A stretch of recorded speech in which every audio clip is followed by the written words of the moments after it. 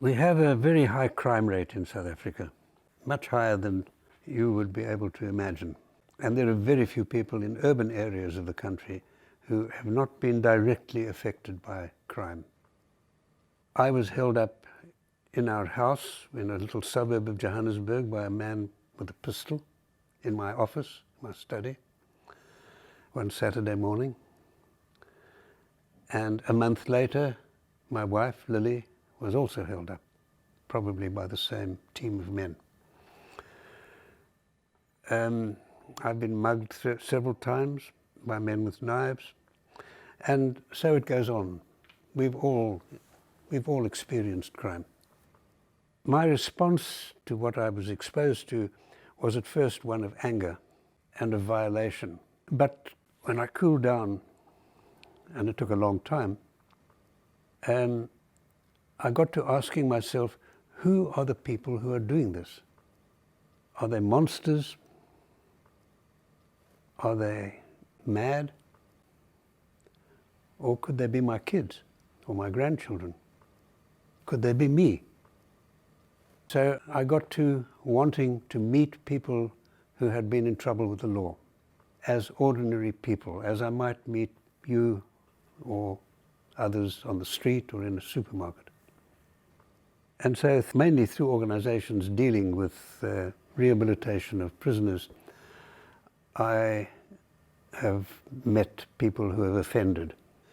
And so I developed the idea that I wanted to photograph them at the scene of crime. The scene of crime, I felt, would be a place that had been life-changing, certainly for the victims and possibly for the offenders.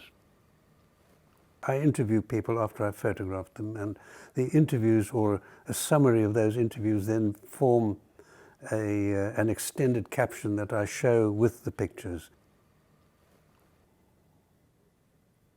I found on the whole that the people who I have met who've committed crime or who have been alleged to have committed crime are not monsters. I've met one man who was certainly a monster.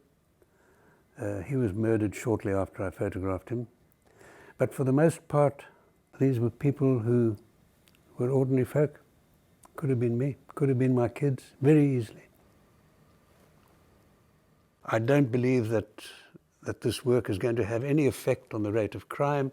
It's not a do-good social initiative. It's simply to satisfy my own curiosity. In South Africa, there's something that's quite terrible, which you don't know here to the same extent, and that is there is a lack of respect for the law, a fundamental respect for the law. There is a glue that holds societies together, in my opinion. It's in people's spirit and the way that you work together and the way that you live together.